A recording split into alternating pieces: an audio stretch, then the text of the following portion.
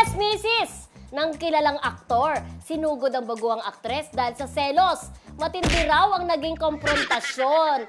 Diyan naman ako naloka, di ba? Naloka talaga ako sa kwento na yan. Kinuwento lang ng ating kaibigan kanina. Ay, kaibigan na. Super jailing talaga, di ba? Kasama natin sa sa meeting kanina.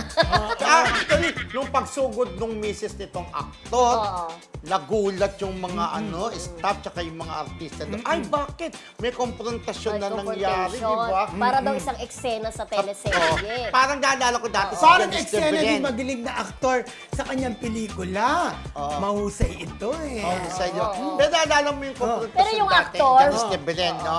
Yung aktor, magaling siya eh. Magaling siya. Parang kilala siyang galing sa kilalang At Angkan. mabait. Pamilya. Kilalang angkan, di ba?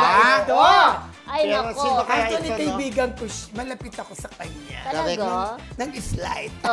Malapit lang. Pero, gwapo rin to, di ba? Gwapo! Kaya lang, siyempre, kapag ka nagkakasama sa serye, nagiging close-closer. O baka naman may nagpipid doon sa asawa ng actor. Uy, alam mo, yung jowa mo, nakikipaglandian dito sa co-star namin. Kaya may ay sugot tong asawa. Ikaw, may asawa yan, kinakalantari mo! Sabing ganun. Hindi ko siya kinakalantari. Magkaibigan lang kami. We're just friends. Sabing ganun.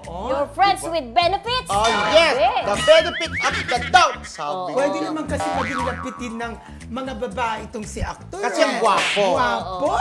Hulaan nyo na po.